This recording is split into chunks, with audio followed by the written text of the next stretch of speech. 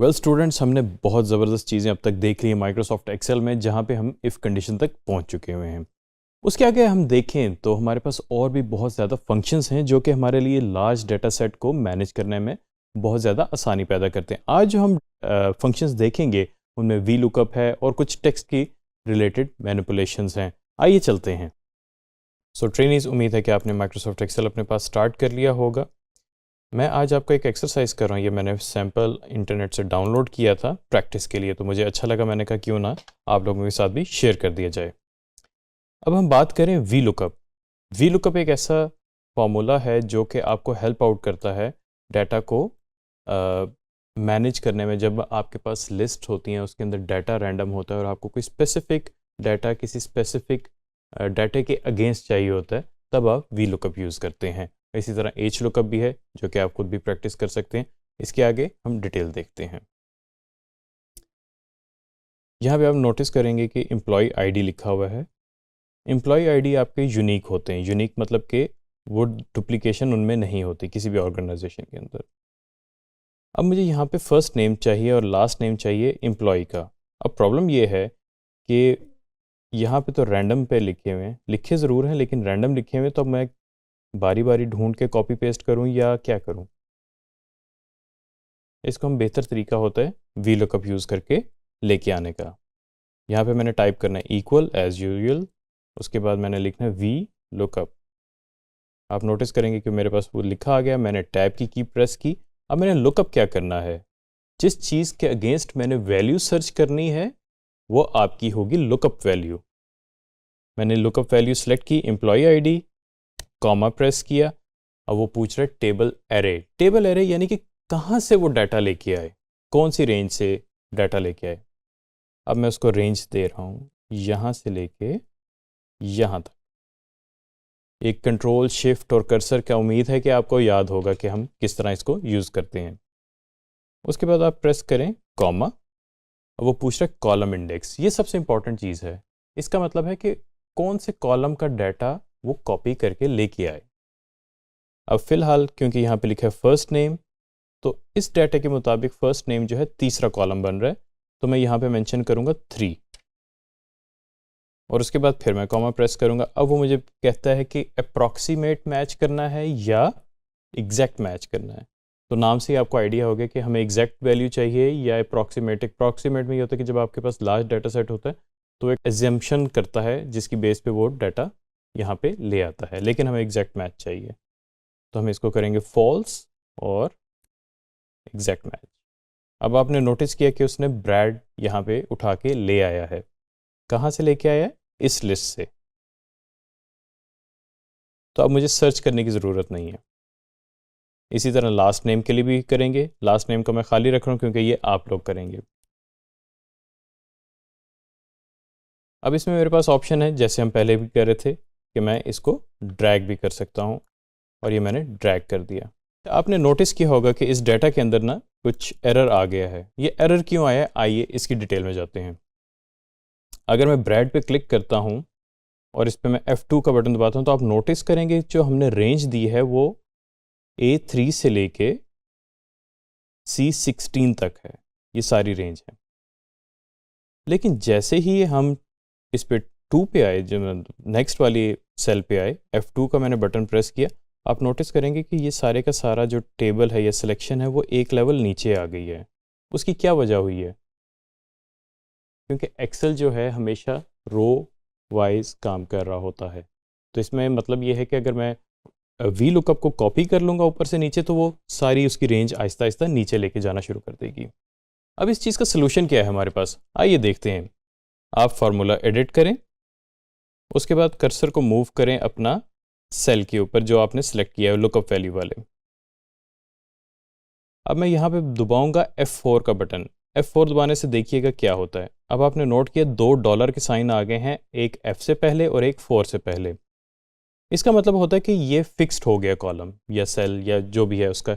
अगर F के आगे डॉलर साइन है तो इसका मतलब है कि कॉलम आपका फिक्स हो गया।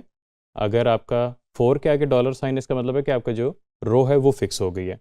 तो अभी हमारे केस के अंदर हमें चाहिए कॉलम फिक्स्ड, यानी कि हमें आप F4 प्रेस करते रहेंगे तो वो आपको स्विचेस देता रहेगा। अगर आप चाहें तो मैनुअली भी टाइप कर सकते हैं, कोई परेशानी की बात नहीं है। अब मैं रेंज जो है, क्योंकि मेरी रेंज जो थी मैं चाह रहा हूँ कि यही रेंज रहे जो अभी सिलेक्टेड है, बिल्कुल चेंज ना हो, तो मैं F4 दबाऊंगा एक दफ़ा। इससे ये होगा कि आपके रो कॉलम दोनों फिक्स हो गए हैं इस केस में। और अब मैं एंटर करूँगा प्रेस। अब हम इस करते हैं इसको ड्रैग और ये करते हैं। अब आपने नोट किया कि सारा डाटा एक्यूरेटली मेरे पास आ गया है, और यही चीज़ उम्मीद है कि आप इस कॉलम के अंदर भी करेंगे। वेल स्टूडेंट, ये तो हमने एग्जाम्पल 1 देख लिया। अब एग्जाम्पल 2 में अगर हम आएँ तो ऑलमोस्ट सेम ही टेबल है, लेकिन हमारे पास यहाँ पे अब 2 टेबल्स हैं। इसको मैं हाइड करने लगा हूँ अपने रिबन को। इस पर मैंने डबल क्लिक करके इसको हाइड कर दिया ताकि हमारे पास ज़्यादा विजिबिलिटी आ जाए। अब नोटिस करेंगे मेरे पास 2 टेबल्स हैं, एक में सिटी और स्टेट मेंशन है और एक में लास्ट नेम और फर्स्ट नेम मेंशन है। हम एग्जैक्टली वही काम करेंगे जैसे हमने पहले किया था। We look up this table range this, और इस बार मुझे क्योंकि कॉलम 2 चाहिए और फोल्स,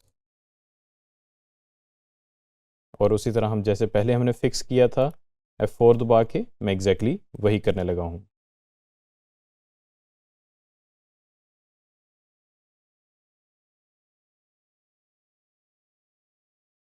ये तो आ गया लास्ट नेम मेरे पास। वेल ट्रेनिज, अब हम देखेंगे सिटी हम कैसे लेके आएंगे। अब आप नोटिस करेंगे कि मैं यहाँ पे दोबारा से वीलुकअप का फॉर्मूला स्टार्ट करूँगा। वही एम्प्लॉई आईडी मेरी जो है लुकअप वैल्यू है, कॉमा मैंने दबाया। अब मैंने टेबल रेंज देनी है। पहले जैसे हम टेबल 1 दे रहे थे, अब हम यहाँ पे टेबल 2 का यूज़ करेंगे जहाँ पे स्टेट और सिटी मेंशन है। अब मैंने सिटी क्योंकि वहाँ पे मेंशन करनी है तो मैं कॉलम 2 सेलेक्ट करूँगा, इंडेक्स 2 यानी कि, और लुकअप रेंज फॉल्स। अब इसको हम उसी तरह एडिट करेंगे जैसे पहले किया था, F4 का दबा के बटन। और अब आपने देखा कि लास्ट नेम और सिटी जो है दोनों आ गए हैं। और आप लोगों के लिए मैंने जो है एक एक्सरसाइज 3 भी बनाई हुई है, और उम्मीद है कि ये आप लोग खुद कर लेंगे एग्जैक्टली इसी तरह जिस तरह हम पहले कर रहे हैं। मज़ीद आगे चलते हैं स्टूडेंट। नेक्स्ट चीज़ हम देखेंगे कॉनकैटिनेट। जैसे कि आप नोटिस कर रहे होंगे कि यहाँ पे एक्सेल के अंदर आपके पास डाटा जो है कॉलम और रोज़ में डिवाइड हुआ होता है। जब आप कॉलम्स को मर्ज करना चाहें तो आप क्या यूज़ करेंगे? इसके लिए हमारे पास एक फंक्शन है, उसको कहते हैं concatenate. Is equal as usual type करें CONC, और ये आप देखें कॉनकैटिनेट मेरे पास लिखा हुआ आ गया है। मैंने टैब का बटन दबाया। अब आप नोटिस करेंगे कि यहाँ पे लास्ट नेम पहले और फर्स्ट नेम बाद में है। तो अब मैं क्या करूँगा, मैं सिंपली फर्स्ट नेम को पहले सेलेक्ट करूँगा, कॉमा, अब मैं लास्ट नेम को सिलेक्ट करूँगा और एंटर प्रेस कर दूँगा। अब आप नोटिस करेंगे कि उसने दोनों नामों को ज्वाइन कर दिया है, लेकिन इसमें एक प्रॉब्लम आ रही है कि नाम जो है वो इकट्ठे लिखे हुए हैं। इसके लिए मेरे पास एक ऑप्शन है कि मैं इसमें एडिशनल स्पेसेस डाल दूँ। उसका तरीका बड़ा सिंपल है कि मैं यहाँ मिड में आया, यहाँ पे मैंने डबल कोट ओपन किया, स्पेस दबाई, डबल कोट क्लोज किया और एक और कॉमा डाल दिया और एंटर कर दिया। अब आप नोटिस करेंगे कि यहाँ पे मेरे पास उसका फर्स्ट नेम लास्ट नेम दोनों ज्वाइन होके आ गए हैं, और ये मैंने सारे कॉपी कर लिए हैं। ये बहुत ज़्यादा आपको यूज़फुल होता है जब आपके पास लार्ज डाटा सेट आता है या आपको जो है टास्क दी जाती हैं जब आपने ज्वाइन करने होते हैं। तो कोशिश करें कि कॉनकैटिनेट को यूज़ करें, ये आपका टाइम सेव करता है। अब हम देखेंगे टेक्स्ट ज्वाइन। टेक्स्ट ज्वाइन बड़ा सिंपल सही कॉनकैटिनेट की ही तरह का काम है, लेकिन इसमें एक आपको फ़ायदा ये होता है कि आप जो है इसमें सेपरेटर डाल सकते हैं, कॉमा, सेमीकोलन या कोलन या कोई और स्पेशल करैक्टर या कुछ भी डाल सकते हैं, जिससे आप स्पेस और उस 2 कॉलम्स के दरमियान में सेपरेटर के तौर पे काम आता है। इसको हम देखते हैं, बड़ा सिंपल है। Equal to text join, tab दबाया। यहाँ पे हमें पहले सबसे चाहिए डिलिमिटर। डिलिमिटर क्या होता है? जिससे आप टेक्स्ट सेपरेट करना चाह रहे हैं। यहाँ पे मैंने कॉमा डाला, कोट्स क्लोज किए, उसके बाद मैंने फिर कॉमा डाला, और वो मुझसे पूछ रहा है इग्नोर एम्प्टी। मैंने फिर इसको यानी कि अगर खाली है यहाँ पे तो इसको इग्नोर करना है कि ये नहीं करना। इसको मैं कर देना ट्रू, उसके बाद फिर कॉमा आया। अब वो मुझसे पूछ रहा है टेक्स्ट कौन सा है। लास्ट नेम मैंने दे दिया, फिर उसके बाद मैंने फर्स्ट नेम दे दिया। अब आप नोटिस करेंगे कि यहाँ पे मेरे पास नाम आ गया, लेकिन इकट्ठा ही है, तो हम इसको सेपरेट कर सकते हैं कि हम कॉमा में जाके यहाँ पे इसको एडिट करके स्पेस दे दें अब आप नोटिस करेंगे कि डोई कॉमा जॉन नाम आ गया है। इसी तरह हम आगे चलते हैं तो हमारे पास आ जाता है लेफ़्ट टू राइट। बाज़ औक़ात आपके पास ऐसा होता है कि काम ऐसा आता है कि जहाँ पे आपको लास्ट कैरेक्टर्स या फर्स्ट कैरेक्टर्स मतलब आपको चाहिए होते हैं। आपके पास पूरी एक स्ट्रिंग लिखी हुई है, उसमें लास्ट 4 कैरेक्टर 5 कैरेक्टर्स वो आपको चाहिए होते हैं, तो उनको कैसे हम एक्सट्रैक्ट करते हैं किसी भी स्ट्रिंग के अंदर से। इसका बड़ा सिंपल तरीका है, यहाँ पे हम लिखेंगे इज़ इक्वल टू लेफ़्ट। इसका मतलब है कि मुझे इस लेफ़्ट में से यानी कि जो हमारे पास पूरा टेक्स्ट लिखा हुआ है उसकी लेफ़्ट साइड से मुझे कितने कैरेक्टर्स चाहिए। मैं इधर यहाँ पे लिखूँगा, मैंने सेल सेलेक्ट कर लिया है सिर्फ 2 और मैं इसको क्लोज़ करता हूँ और एंटर कर देता हूँ। अब आपने नोटिस किया कि मैंने जॉन को किया था तो उसने सिर्फ JO लिख दिया है, सिर्फ 2 कैरेक्टर्स लेके आया ज़रूरत के मुताबिक। इसी तरह जो है मैं चाहूँ तो राइट भी कर सकता हूँ। यहाँ पे मैं लिख देता हूँ राइट का।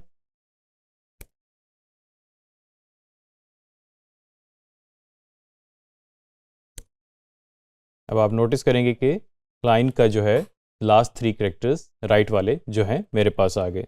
तो ये आपको जो है टेक्स्ट मैनिपुलेशन में बहुत ज़्यादा फ़ायदा देते हैं, आपका टाइम सेव करते हैं, तो इन फंक्शंस को ज़रूर यूज़ करें।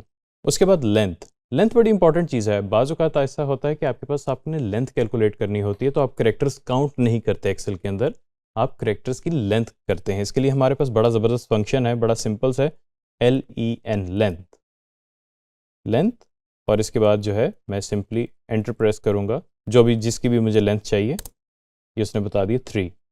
यानी कि आपको अपने कैरेक्टर की लेंथ पता चल गई। जब आपके पास आते हैं लार्ज डेटा सेट आते हैं और आपको कुछ लिमिटेशंस होती हैं, क्राइटेरियाज दिए जाते हैं प्रोफेशनल या फ्रीलांसिंग वर्क में, तब आप ये फंक्शंस यूज़ करते हैं जिससे आपका काम आसान हो जाता है।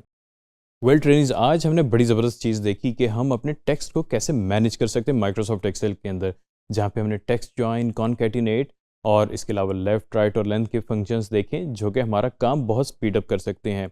लेकिन एक जो चीज़ बताना चाहूँगा, वी लुकअप के साथ हमारे पास एच लुकअप भी है और एक्स लुकअप भी है। जो नए वर्जन हैं उसके अंदर एक्स लुकअप अवेलेबल है। एच लुकअप और वी लुकअप को आप प्रैक्टिस खुद से भी कर सकते हैं। वी लुकअप हमने आज ट्राई किया जो कि वर्टिकल है, और उसके अलावा जो है एच लुकअप वो आपका होता है हॉरिजॉन्टल डाटा के लिए। इन दोनों को ट्राई करें और बहुत ज़्यादा आपको फ़ायदा होगा, क्योंकि जब भी आप बात करते हैं फ्रीलांसिंग में काम की, तो वहाँ पे ये वी लुकअप का बहुत ज़्यादा इस्तेमाल है। तो इसको प्रैक्टिस करने से ही आएगा, वरना हमें परेशानी का सामना करना पड़ सकता है। Thank you very much.